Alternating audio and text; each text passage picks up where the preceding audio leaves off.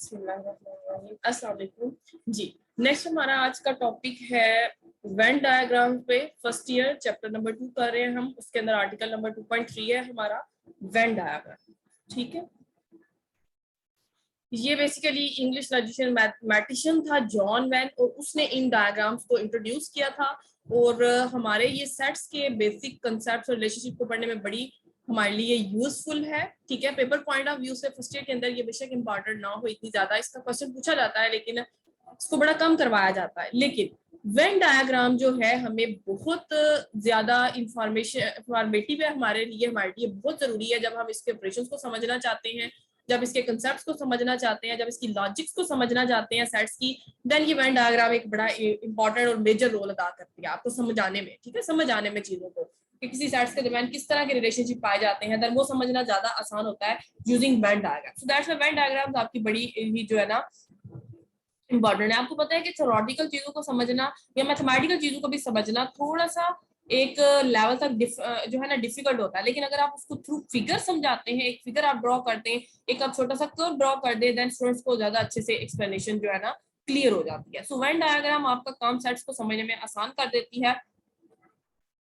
अब आपके पास कुछ रिप्रेजेंटेशन है जो आपने याद रखनी है। ठीक है, वेन डायग्राम के अंदर जो रेक्टेंगुलर रीजन हुआ करेगा वो हमेशा आपका यूनिवर्सल सेट को डिनोट करेगा। ठीक है, इस तरह से अगर आपका कोई भी रेक्टेंगुलर रीजन आ जाता है इस फॉर्म में, देन आपका ये किसको शो कर रहा है, ये आपके यूनिवर्सल सेट को शो कर रहा है। ठीक हो गया। फिर उसके अंदर अगर आपका सर्कल डिफाइन किया जाता है एंड सिंपल क्लोज आपके पास जो कर्व रिप्रेजेंट होंगे वो आपके पास क्या होंगे, अदर सेट्स होंगे। और उसको ज्यादातर क्या डिफाइन किया जाता है, सर्कल के साथ डिफाइन किया जाता है। ठीक है, सिंपल क्लोज कर्व जो वो डिस्क्राइब करता है वो आपके पास क्या होते हैं, सेट्स होते हैं, सर्कल्स होते हैं। ठीक है, सर्कल्स को हम किस तरह डिफाइन करेंगे, सेट्स के साथ। थोड़ा सा इसको ऊपर कर लेते हैं।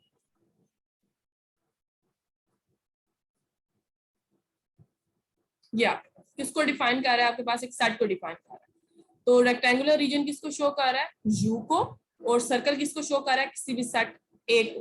अब यहाँ पे एक और चीज आप क्लियर कर सकते हैं, वो क्या है कि ए हमने ये पढ़ा है, देन ए कॉम्प्लीमेंट क्या था, u माइनस ए, यू में से ए को निकाल दे तो आप समझिए कि ये आपके रेक्टेंगुलर के अंदर होल हो गया, हमने ए को बाहर निकाल दिया, बाकी क्या बचा, ए कॉम्प्लीमेंट। तो इस तरह से अब आप ये समझना ज्यादा आसान हो गया। ए कॉम्प्लीमेंट का क्या मतलब है, u में से ए वाला हमने निकाल दिया, मतलब उसके अंदर एक होल कर दिया, बाकी क्या हिस्सा बचा है, कॉम्प्लीमेंट बचा है आपके पास। ये सिंपल आपके पास इस तरह से एग्जांपल आप इनको रिप्रेजेंट कर सकते हैं।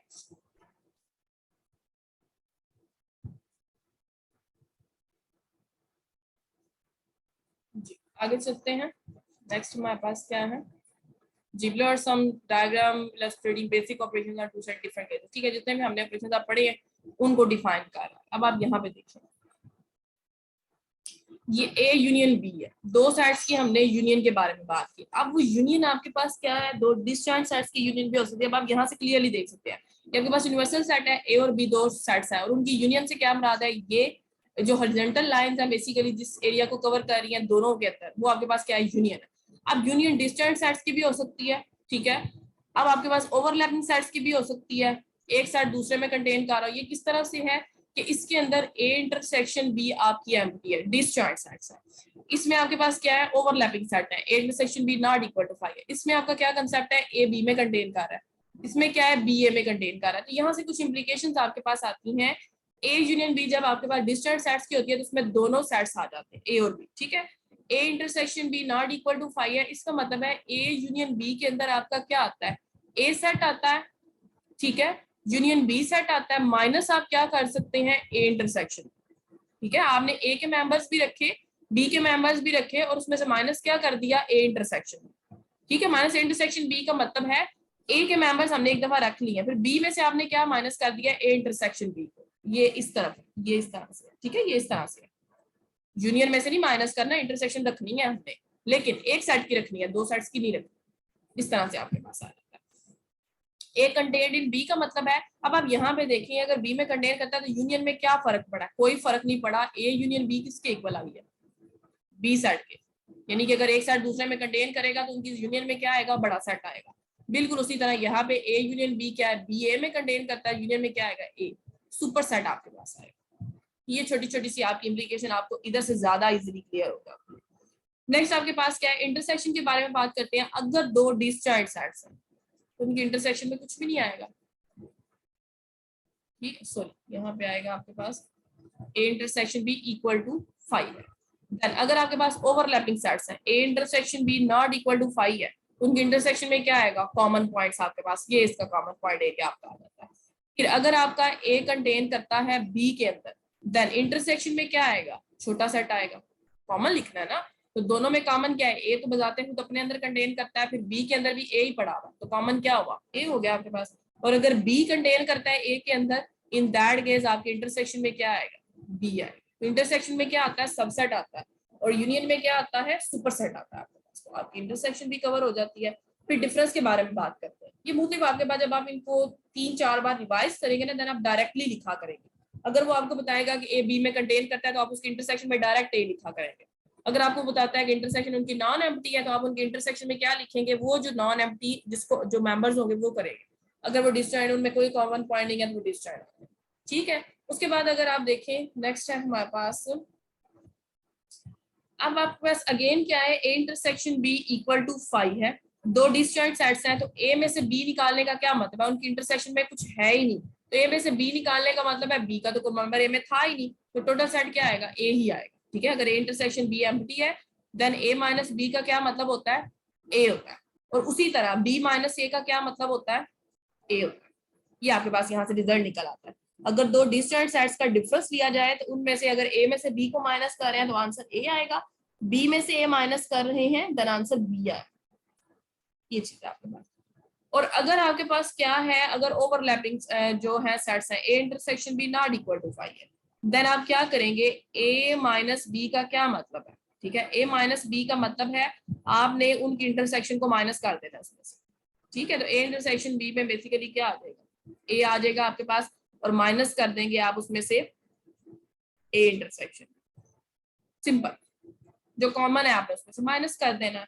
और अगर आपके क्या है, ए बी में कंटेन करता है, ठीक है, ए अगर बी में कंटेन करता है तो ए में से बी माइनस करने का क्या मतलब है आपके पास, ठीक है, ए बी में कंटेन कर रहा है, ए में से बी निकालने का मतलब है हमारे पास कुछ भी नहीं बचा, ए के पास पहले ही बी के मेंबर्स थे, बी के मेंबर्स भी हमने निकाल दिए, ए के पास क्या बचा, कुछ भी नहीं, ठीक है। और अगर ए बी में कंटेन करता है देन बी माइनस ए का क्या मतलब होगा, ठीक है, बी माइनस ए फिर आपका जो है ना रीजनेबल हो जाएगा, उसमें से बस ए निकाल दें आप, बाकी क्या बचा, ए का कॉम्प्लीमेंट बचा आपके पास with respect to B, B भी ना लें आप तो उसमें बेसिकली यू के लिहाज से भी कॉम्प्लीमेंट बचता है आपके पास, देखे ना, ये ए पड़ा हुआ है, बाकी बाय वाला हिस्सा क्या है, कॉम्प्लीमेंट है, उसमें ये सारा शामिल है आपके पास, ठीक है, ये सारा एरिया शामिल है, बी के मेंबर्स भी शामिल है, ए नहीं है बस शामिल, सो बी माइनस ए का क्या मतलब होता है, ए कॉम्प्लीमेंट, अगर ए बी में कंटेन करता है आपके पास।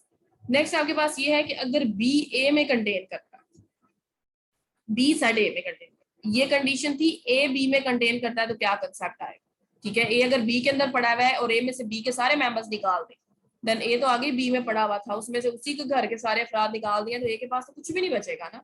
लेकिन ए बी के अंदर एक छोटा सा अगर कमरा है तो बी में से अगर कमरा निकाल दे बाकी क्या बचेगा, बाकी बचा वो आपका घर बचेगा, और क्या बचेगा, तो ए कॉम्प्लीमेंट रह गया, यही बात हुआ यहाँ पे बता रहा है। अगर बी ए में कंटेन करता है देन ए माइनस बी का क्या मतलब है, सिंपल आपके पास क्या आ जाएगा, ए की वो मेंबर्स आ जाएंगे जो बी में, तो ये आपका रीजनेबल होगा, मतलब बी आपने बस निकाल दिया, बाकी आपका ये वाला एरिया है, ठीक है। तो ये आपने बस एलिमेंट्स लिख लेने हैं जिसमें से एक को बी में से माइनस कर, ठीक है, ये आपका रीजनेबल आ जाएगा। अब यही भी अगर आप बी माइनस ए आप करते हैं, इसी के अंदर अगर ए बी आपका ए में कंटेन करता है, बी में से ए माइनस करते हैं, तो ये आपकी पहली कंडीशन आ जाती है, वो क्या हो जाती है 5।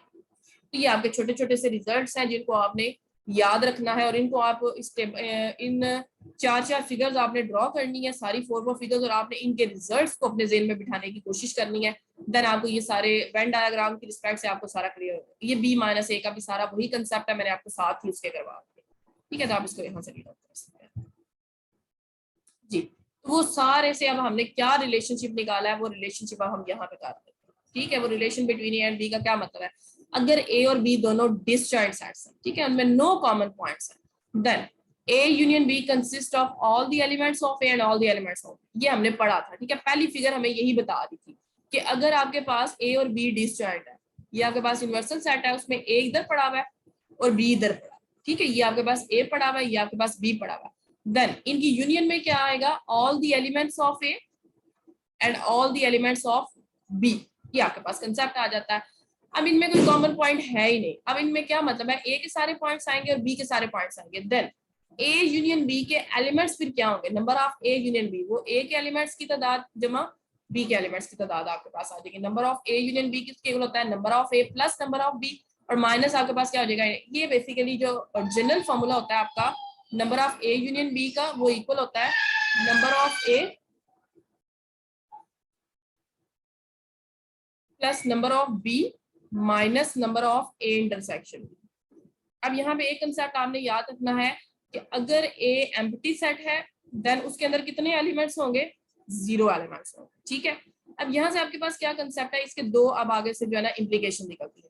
अगर तो ए इंटरसेक्शन बी एम्प्टी है और अगर तो A intersection B non empty है तो क्या रिजल्ट्स आएंगे, ठीक है। अगर ए इंटरसेक्शन बी एम्प्टी है तो ए इंटरसेक्शन बी के अंदर कितने एलिमेंट्स हैं, 0 हो जाएगा, तो ये चीज खत्म हो जाएगी। इसके खत्म होने से बाकी क्या बचेगा, number of A union B plus number of A plus number of B. और अगर ये नॉट इक्वल टू 5 है, ठीक है, देन इसका मतलब है number of A intersection B कुछ ना कुछ है, तो सी का नाम तो कुछ कांस्टेंट नंबर होगा। सो उसको आप इसमें से क्या कर देंगे, माइनस कर देंगे, minus number of A intersection the number of, ठीक है। ये आपके पास है। नाउ यहाँ से क्या है, A and B are overlapping. Overlapping का मतलब है A intersection B non empty है, ए बी में कंटेन नहीं करता और बी ए में कंटेन नहीं करता, ये चीज आपके पास। Then A union B contain the elements. A union B में कौन कौन से एलिमेंट्स होंगे, इसके अंदर ए के वो एलिमेंट्स होंगे जो बी में नहीं है, और फिर बी के वो एलिमेंट्स होंगे जो ए में नहीं है, फिर दोनों के कॉमन होंगे। ये चीज आपको मैंने क्लियर की थी। किस तरह से आपके पास आ जाता है कि अगर आपके पास ओवरलैपिंग आ जाते हैं, फिर भी हम ठीक करके ड्रॉ कर लेते हैं। ये देखिए, ये आपके पास है ओवरलैपिंग सेट सामने लेने हैं, ये हो गया।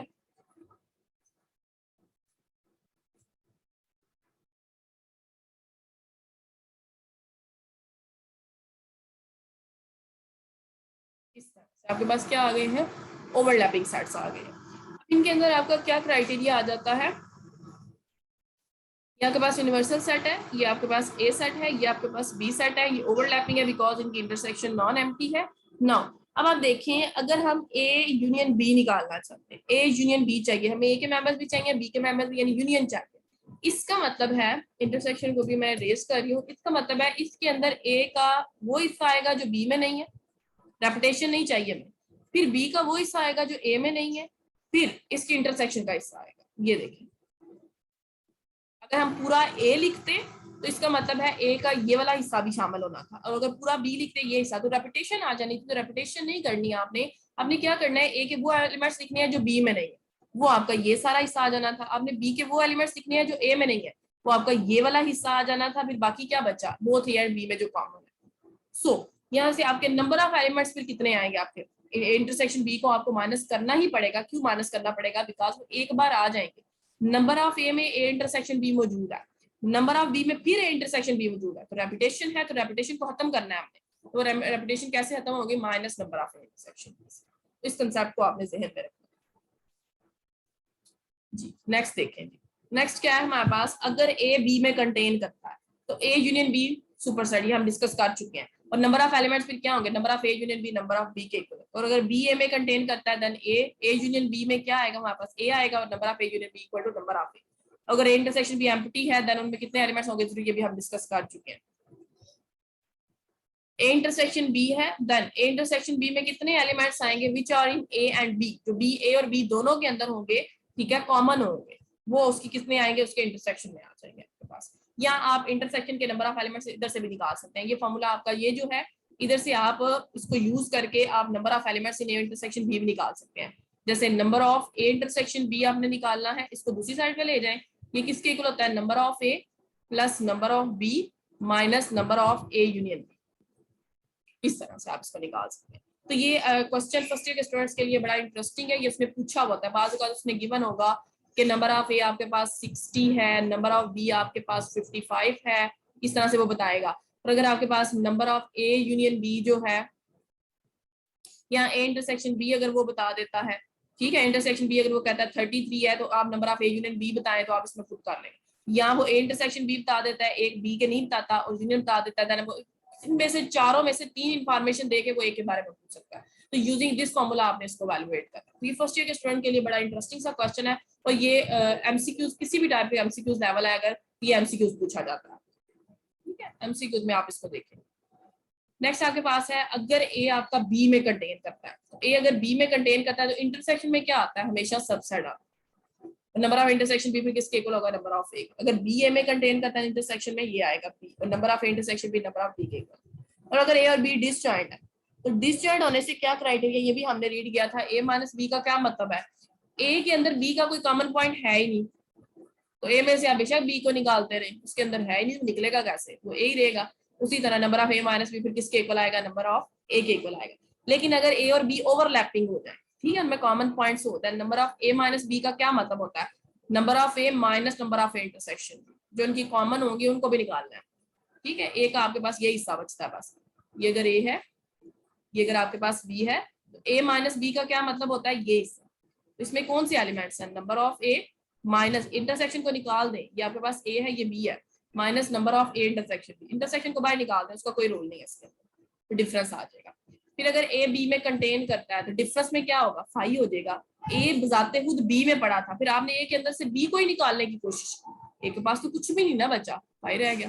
फिर number of A minus B क्या हो जाता है, 0। ये रिजल्ट्स आपने याद रखने हैं, ये रिजल्ट्स बहुत वाइडली यूज होते हैं आपके हायर लेवल पे। जब बी अगर ए में कंटेन करता है देन ए माइनस बी क्या हो जाएगी, नॉन एम्प्टी हो जाएगी, क्योंकि बी ए के अंदर बी पड़ा हुआ है, ठीक है। तो ए में से अगर आप बी निकालते हैं तो वो नॉन एम्प्टी होगा, आपने उसमें से छोटा हिस्सा निकाला है, लेकिन ए के पास बाकी हिस्सा तो बचा हुआ है ना, ठीक है।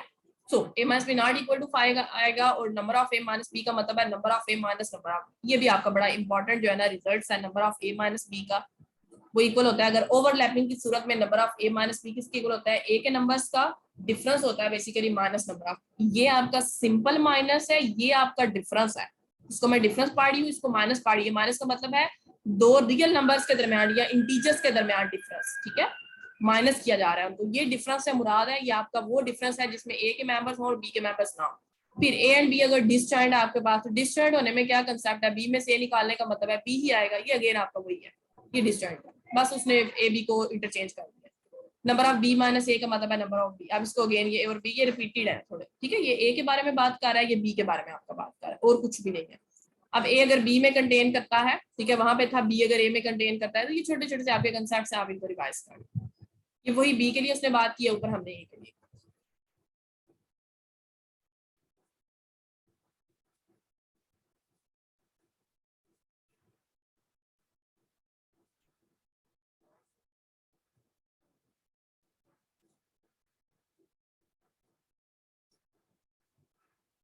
जी नेक्स्ट आपका ये टेबल भी बड़ा इंपॉर्टेंट लिखा हुआ है, नोट आपके लिए बड़ा इंपॉर्टेंट लिखा हुआ है, थोड़ी सी डिडक्शन है, इनको रीड करें, ठीक है, 1 और 2 नोट्स, ठीक है।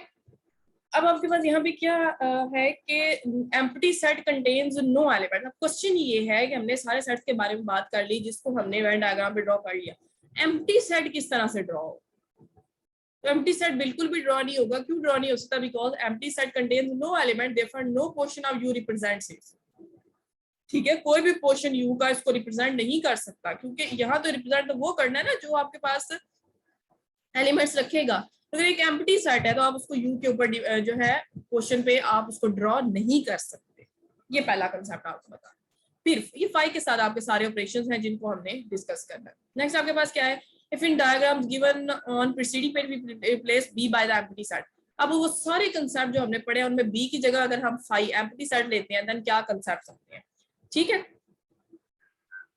यानी वो कहता है कि आप इमेजिन करें कि बी रीजन जो है वो वैनिश हो गया, वो खत्म हो गया, वो एम्प्टी हो गया, देन क्या रिजल्ट्स हमारे पास रह जाते हैं, ए यूनियन फाइव का क्या मतलब रह जाएगा, ए रह जाएगा, ठीक है। ए इंटरसेक्शन फाइव का क्या मतलब रह जाएगा, फाइव है, दोनों को कॉमन लेना है ना, कॉमन क्या होगा, एम्प्टी सेट होगा। क्यों होगा, आपको पता है फाइव हर सेट में पड़ा हुआ है, तो ए के अंदर कॉमन क्या है, फाइव है, फाइव के साथ इंटरसेक्शन फाइव, ए में से फाइव निकाल दें ए बचेगा, फाइव में से ए निकाल दें फाइव बचेगा, फाइव के अंदर कोई मेंबर है ही नहीं, जो फाइव के अंदर मेंबर आप देखें ना, यहाँ से इस रिजल्ट्स को आप यहाँ से भी निकाल सकते हैं। फाइव माइनस ए ये स्टूडेंट्स को थोड़ा कंफ्यूज करता है, आप देखें ए इंटरसेक्शन फाइव अगर फाइव होता है देन फाइव में से ए निकालने से हमें क्या फर्क पड़ता है, कोई फर्क नहीं पड़ता, दोनों की इंटरसेक्शन ही एम्प्टी है, वो ओवरलैपिंग नहीं है। डिफरेंस बेसिकली आपके ओवरलैपिंग को डिफाइन करने के लिए, अगर ओवरलैपिंग नहीं है देन उस सेट को कोई फर्क नहीं पड़ता। ये एक रिजल्ट आप यूज करते हैं, एक रिजल्ट आप यहां से ये भी यूज कर सकते हैं कि फाइव चूंकि आपका ए में कंटेन करता है तो फाइव में से आप सारा ए निकाल दें, फाइव के पास क्या बचेगा, कुछ भी नहीं बचेगा। तो ये आप इसको दो तरह से, एक ये रिजल्ट आप यूज कर सकते हैं, ये आप यूज कर सकते हैं सिंपल, फाइव के पास कुछ है ही नहीं, उसके अंदर से फिर भी हमने कुछ निकालने की कोशिश की है, उसके बाद फिर भी कुछ नहीं बचेगा, बस सिंपल आप इस तरह से इस पे आ रहे हैं। फिर आपको पता है कि एक साइड की अपने ही साथ यूनियन ली जाए तो वो ए होती है, अपने साथ इंटरसेक्शन ली जाए तो वो ए होती है, और अगर ए में से पूरा ए निकाल दें तो एम्प्टी हो जाता है। ठीक है, आप किसी के बाद जो कुछ भी है सारा कुछ छीन लें, वो तो बेचारा हाल ही हाथ ही हो जाएगा ना, वही हुआ उसके साथ।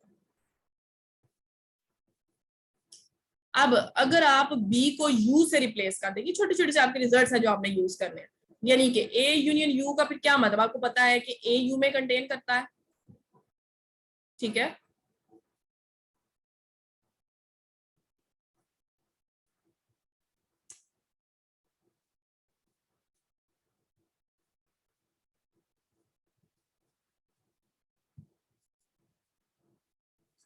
ए यू में कंटेन करता है आपके पास। तो कंटेनिंग प्रॉपर्टी आपने क्या पढ़ी थी कि यूनियन में हमेशा सुपरसेट आता है, सॉरी यू आएगा यहाँ पे, ए यूनियन यू, उसका मतलब क्या है, हमेशा सुपरसेट आता है। और इंटरसेक्शन में क्या आता है, हमेशा सबसेट आता है। यही रिजल्ट है, यूनियन में यू और इंटरसेक्शन में ए। और अगर ए में से यू माइनस कर देते हैं, ठीक है, अब ये अगेन वही कंसेप्ट है, ए यू में कंटेन करता है और आप ए में से यू ही निकाल देते हैं, सॉरी ए यू में कंटेन करता है, ए के पास ऑलरेडी यू के मेंबर्स थे, आपने उसमें से यू के मेंबर्स भी निकाल दिए, ए के पास क्या बचा, कुछ भी नहीं, एम्प्टी हो गया, वो खाली हो गया। फिर यू में से ए निकाले तो वो क्या होता है, कॉम्प्लीमेंट, ये भी रिजल्ट आप इसको रीड आउट कर सकते हैं। अब यहाँ पे एक बड़ा अच्छा नोट लिखा हुआ है, अब आपने पढ़ा वेन डायग्राम्स, हमने शुरू में कहा बड़ी इंपॉर्टेंट होती हैं और उनको हम सेट्स को समझने के लिए, सेट थ्योरी को समझने के लिए हमारे लिए बड़ा एक मेजर रोल उन्होंने अदा किया और हमने इन चीजों को देखा है, हमने उसको ऑब्जर्व किया। लेकिन फिर भी वेन डायग्राम्स का एक ड्रॉबैक है, यहाँ पे आ गया आपका ड्रॉबैक, हर कंसेप्ट का, हर लॉजिक का, हर थ्योरी का, हर बात का एक ना एक ड्रॉबैक जरूर है। ठीक है, आपके पास कोई ऐसी लॉजिक नहीं है जो ऑलवेज यूजफुल हो, कुछ ना कुछ चाहे माइनर लेवल पे हो उसका ड्रॉबैक आपको मिल ही जाता है। अगर हमें ड्रॉबैक्स मिलने बंद हो गए, हम नई लॉजिक्स कैसे इंट्रोड्यूस करेंगे, ये चीज आपने हमेशा याद रखनी है। हमेशा किसी भी अगर आप टॉपिक को समझ रहे हैं, उसको पढ़ रहे हैं, तो उसमें तीन चीजों को हमेशा जहन में रखा करें। वो पहली चीज, अगर आपके पास क्या होती है, अगर आपने कोई भी, जैसे आपने कोई भी नेम पढ़ा है, ठीक है, जैसे आपने अगर सेट ही पढ़ा है, सबसे पहले देखें कि उसको इन्वेंट करने का क्या मकसद था, उसकी जरूरत क्यों पेश आई। फिर आप देखिए उसकी डेफिनेशन क्या है, वो होता क्या है। फिर आप देखिए उसको इजाद तो कर लिया उसने, फिर मसला क्या किया, फिर उसका ड्रॉबैक देखा करो। तीन चीजें आप किसी भी टॉपिक के बारे में जब समझना शुरू हो जाएंगे, आपके फिंगर टिप्स पे ये चीजें आना शुरू हो जाएंगी, तो फिंगर टिप्स पे इनको लाना है, वही आपका मेजर है। तो आपने देखना है कोई चीज इजाद क्यों की गई, पूछे उससे क्यों पैदा किया गया, इसको क्यों जरूरत पड़ी इसकी, इसको क्यों इन्वेंट किया गया। फिर देखें चले इन्वेंट किया तो देखें क्या इन्वेंट किया गया है, ठीक है, चीज को देखें क्या है। फिर आप देखेंगे ड्रॉबैक, अब इसको इजाद तो कर लिया है, अब इसने मसला क्या पैदा किया है, ठीक है, हर चीज में मसला तो पैदा करती है, वो चीज आपने देखनी क्या ड्रॉबैक है। तो तीन चीजें हैं, वेन डायग्राम्स की पहले हमने इन्वेंशन देखी, फिर हमने देखा कि ये क्या किस तरह डिफाइन की गई और ये किस तरह हमारे लिए यूजफुल है। फिर अब हम इसका ड्रॉबैक देखेंगे, वही ड्रॉबैक यहाँ पे उसने डिस्क्राइब किया है, वो कहता है कि Venn diagrams are useful only in case of abstract search. ठीक है, एब्स्ट्रैक्ट सर्च आपके पास क्या होते हैं, जिनके अंदर आप पूरे पूरे एलिमेंट्स जो है ना, इनके एलिमेंट्स को आप स्पेसिफाई नहीं कर रहे, ठीक है, it is not desirable to use them for concrete sets. Concrete sets में आप नहीं बता सकते क्योंकि आपके पास इनको आप डिफाइन नहीं कर सकते, ठीक है, दैट्स व्हाई आपके पास इस तरह से। जैसे देखिए ना, एब्स्ट्रैक्ट सेट्स मतलब आपके पास ये, हमने फॉर एग्जांपल ले लिया कि एक नॉन एम्प्टी सेट है, उसके मेंबर्स हमने नहीं बताए, फिर हमने कहा बी एक नॉन एम्प्टी सेट है, उसके मेंबर्स नहीं हमने टोटली बताया। लेकिन अगर आप उसको टोटली अगर ऑब्जर्व करना चाहें कि अगर आपने एक रियल लाइन या आपने एक कॉम्प्लेक्स प्लेन ले लिया है और उसके अंदर आप वो बताना चाहें कि इसके अंदर यही एलिमेंट्स पड़े हुए हैं, तो ऐसा नहीं आप कर सकते, ठीक है। जैसे इसकी एग्जांपल मैं आपको यहाँ से पॉइंट क्लियर करती हूँ, वो क्या कहना चाह रहा है, ये देखें, रियल लाइन देखें। अब रियल लाइन के अंदर से अगर मैं कहती हूँ कि इतना, अब आपके पास रियल लाइन के अंदर मैं एक सेट बनाती हूँ, ठीक है, वो सेट में अगर ले लेती हूँ 1 2 3 4 5 सो ऑन, फिर मैं ले लेती हूँ -1 0 1 3 5 7 9, फिर मैं ले लेती हूँ -100, फिर 0 लेती हूँ, फिर 300 और इस तरह से। अब क्या आप इसको बिल्कुल यहाँ पे एब्स्ट्रैक्ट कर सकते हैं? नहीं कर सकते ना हम। देखिए ना, चले लेट्स सपोज मैं सपोज करती हूँ कि मैं कर सकती हूँ। फिर मसला क्या आएगा, यहाँ पे करेंगे ओरिजिन।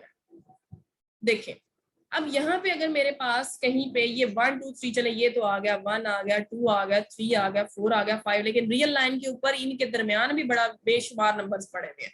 तो सिर्फ मैं इन्हीं नंबर्स को अगर चूज करना चाहूँ तो मैं नहीं कर सकती, नहीं कर सकती ना।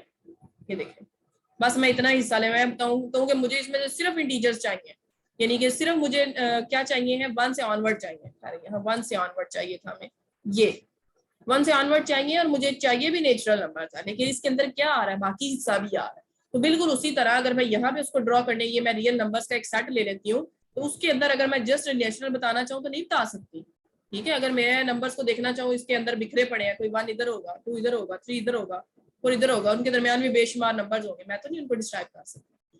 कंक्रीट सेट्स के लिए आप इनको डिफाइन नहीं कर सकते, लेकिन एब्स्ट्रैक्टली सेट अगर आप कह देते हैं कि लेट अस सपोज, मैं अगर फर्ज कर लेती हूँ कि मेरे पास ये जो सेट दिया हुआ है, ये रियल लाइन दी है, रियल सेट दिया हुआ है, एक मैंने एक ऑब्जर्व कर लिया कि ये यूनिवर्सल जो सेट है ये आर दिया हुआ है, उसके अंदर ये सर्कल ही ऐसा है जो मेरे पास नेचर को डिफाइन करता है, देन मुझे इन चीजों को देखने की जरूरत ही नहीं पड़ेगी। तो ये एब्स्ट्रैक्ट सेट जो हमारे सिंपली हम ऑब्जर्व कर लेते हैं जिनको, उनके बारे में हमें बताता है, अदरवाइज नहीं ये बताता। ठीक है, आप टोटली कहेंगे आप एक सेट को इस पे ड्रॉ कर सकते हैं और आप इस सेट को बता सकते हैं, ऐसा आप नहीं कर सकते।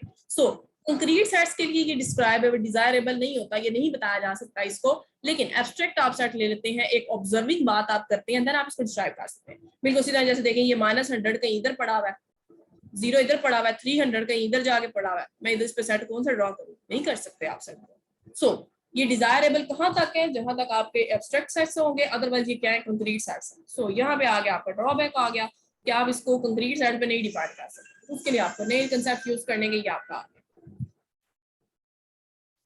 जी चले जल्दी से आगे चलते हैं। नेक्स्ट आपका ये था आपका आर्टिकल नंबर 2.3। अब 2.2 आपकी इजीली हो सकती है। अब इसके अंदर है ही सारी वेन डायग्राम, आप इनको प्रैक्टिस करें, जितनी ज्यादा आप इसकी वेन डायग्राम्स की प्रैक्टिस करेंगे उतने ज्यादा लॉजिक्स जो है, उतने ज्यादा कंसेप्ट्स आपके जहन में बैठते जाएंगे। और ये जितने भी आपने पीछे 2 टेबल्स किए हैं, ये बहुत बहुत बहुत ज्यादा इंपॉर्टेंट है, और ये एमसीक्यूज इनके बहुत ज्यादा बनते। आपका चैप्टर नंबर 2 और चैप्टर नंबर 1 से एमसीक्यूज बनते ही बहुत ज्यादा, और चैप्टर नंबर 2 आपका जो है हर कंपटीशन एग्जाम के लिए बहुत बहुत इंपॉर्टेंट है, क्योंकि इनकी आगे जाके आपको जो है ना एडवांस लेवल पे सब्जेक्ट्स कोई नहीं मिलेगा। ये आपने इधर तक ही पढ़ने हैं, इनका यूज मिलेगा, लेकिन आपको इन पे अलग से सब्जेक्ट नहीं मिलेगा।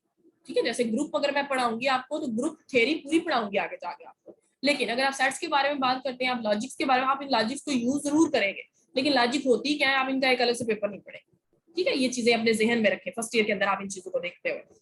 सो अब वेन डायग्राम्स आपकी यूज तो होंगी, लेकिन वेन डायग्राम्स हमें बताती क्या है, ये सारा आप दोबारा नहीं पढ़ेंगे, तो आपने इधर ही पढ़ना है इसको। तो इन चीजों को आपने जो है ना जहन में रखना है, ये आपके पास सारा एग्जिबिट करना है आपने, यूनियन बी इंटरसेक्शन बी, अगर ये चीजें हैं तो अब आप इनको ऑब्जर्व करते जाए। 2 भी हो जाएगा, 3 हो जाएगा, वाली स्टेटमेंट ट्रू कब होंगी, किन कंडीशन के अंडर होंगी, ये आपने बताना है। जैसे ए यूनियन बी एक इक्वल है, यूनियन में क्या आता है हमेशा, यूनियन अगर एक सेट की इक्वल आ रही है, देन वो सेट क्या होगा, सुपर सेट होगा, सिंपल, कोई मुश्किल बात नहीं है। फिर अगेन ए यूनियन बी अगर बी के इक्वल है, बी फिर सुपर सेट होगा, यूनियन की बात कर रहा है ना।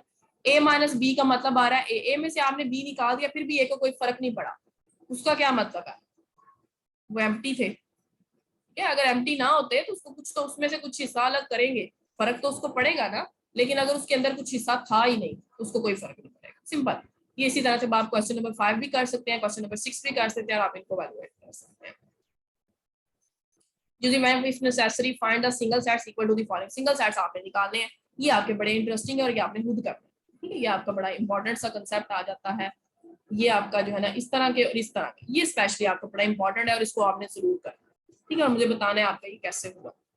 फिर उसके बाद आपका ये रिजल्ट बड़े इंपॉर्टेंट है, ये रिजल्ट आपने वाइडली यूज करने हैं। ए माइनस बी किसके इक्वल होता है, ए इंटरसेक्शन बी के कॉम्प्लीमेंट के इक्वल होता है। ए माइनस बी का कॉम्प्लीमेंट इंटरसेक्शन बी, यानी एक सेट को हम किस फॉर्म में लिख सकते हैं, हम उसे 2 सेट्स की डिफरेंस के कॉम्प्लीमेंट और उस सेट के इंटरसेक्शन में लिख सकते हैं। ये आपने वेन डायग्राम की रिस्पेक्ट से इनको ड्रॉ करना है, और ये आपका बड़ा इजी हो गया। नेक्स्ट इंशाल्लाह हम आर्टिकल नंबर 2.4 करेंगे, जिनमें 3 सेट्स के बारे में हम इन्हीं चीजों को डिस्कस करेंगे। ठीक है, अभी हमने सिर्फ 2 सेट्स के बारे में, यानी कि हमने बाइनरी ऑपरेशंस के बारे में बात की है। ठीक है, अब हम टर्नरी के बारे में बात करेंगे नेक्स्ट टॉपिक के अंदर, नेक्स्ट हमारे लेक्चर के अंदर हम इसको बात करेंगे। अब आप इसको तैयार करें और अच्छे से आपका ये रेडी हो जाता है, अगर आप फौरन जो है ना आप इसको एक दफा बुक से पढ़ लें और इसकी प्रैक्टिस कर लें, देन ये आपका आर्टिकल नंबर 2.3 भी कवर हो जाएगा। जी ठीक है, ख्याल रखिएगा, अल्लाह हाफिज।